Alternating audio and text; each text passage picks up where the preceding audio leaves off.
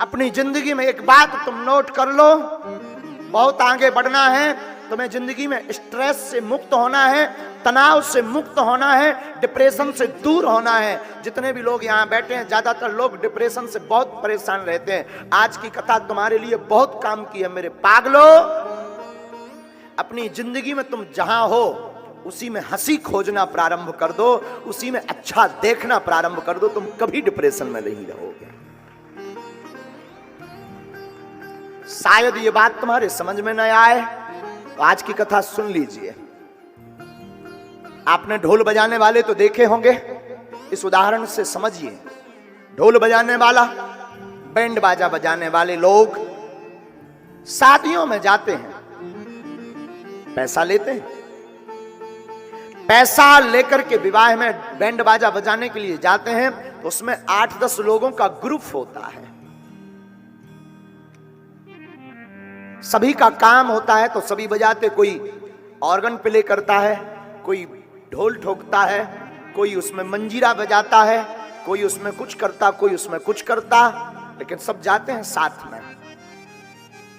उसमें 2 प्रकार के मानसिकता के लोग जाते हैं, एक उसमें प्रसन्न मानसिकता का, एक डिप्रेशन की मानसिकता का।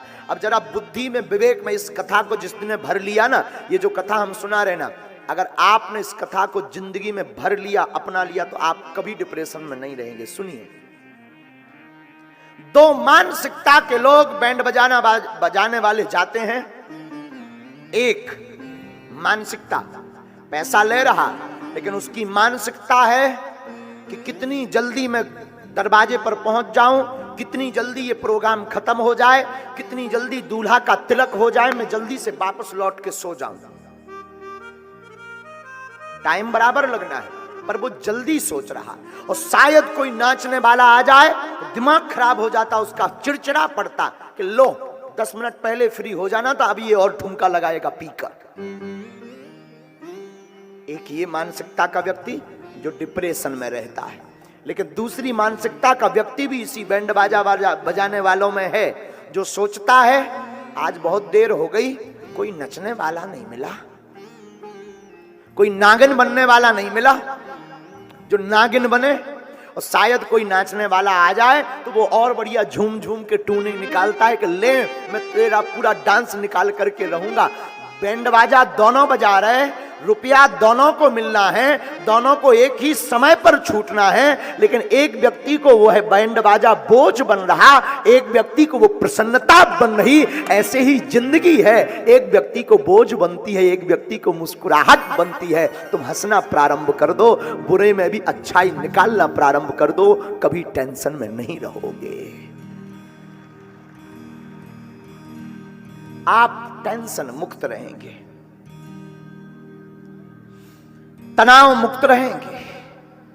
और तनाव होने का कारण है, बात को लेकर बैठ जाते हो तुम, ऐसा क्यों किया, मेरा अपमान क्यों किया, मेरा साथ किसी ने क्यों नहीं दिया, मुझे धोखा क्यों दिया। मेरे पागल, ये दुनिया किसी की नहीं है, भगवान राम की भी नहीं हुई, तुम्हारी कब होगी। तुम सोचते हैं महाराज मेरे भाग्य में ही ऐसा घर मिला था, ऐसा भाई क्यों मिल गया, ऐसा पति क्यों मिल गया, ऐसी पत्नी क्यों मिल गई। उस पर मत सोचो मेरे पागल। जो राम जी ने लिखा, जो तुम्हारे भाग्य में था वो मिला, बस तू मुस्कुराना शुरू कर दे। मुस्कुराहट में वो ताकत है कि जिंदगी से मैं बड़े से बड़ा संकट भी तेरे दरवाजे से लौट कर भाग जाएगा। हनुमान कथा कहने का सिर्फ यही कारण है, एक कारण।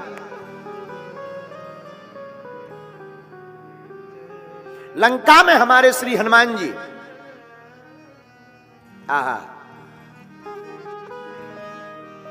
लंका में राक्षसों का वध करने के लिए हमारे हनुमान जी जाते हैं, लेकिन हंसी का बहाना ढूंढते हैं हमारे हनुमान जी।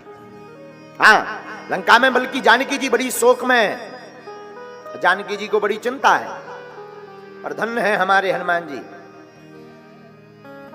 हमारे हनुमान जी वहां भी हंसी का बहाना ढूंढ लेते हैं। हमारे हनुमान जी लंका में जाते हैं और जाकर के वृक्ष के ऊपर बैठते हैं। वृक्ष के ऊपर बैठते हैं, कछु मारस कछु मर्दस कछु मिलयस धर धूर। जब राक्षस मारने के लिए आते हैं तो हनुमान जी कुछ को तो मारते हैं, कुछ को रगड़ते हैं, कुछ को अपने हाथों में रगड़ते हैं, फिर बड़ा जोर जोर से हंसते हैं हनुमान जी। बोले भैया लंका में जरूर है पर हंसना नहीं छोड़ना है। भागवत पढ़िए तो भागवत में भगवान मुस्कुराना नहीं छोड़ते। आप भी अपनी जिंदगी में एक बात याद रख लीजिए, परिस्थिति कुछ भी हो, संकट कितना भी बड़ा हो, हंसने का बहाना ढूंढते रहिए, संकट अपने आप किनारा काट के भाग जाएगा।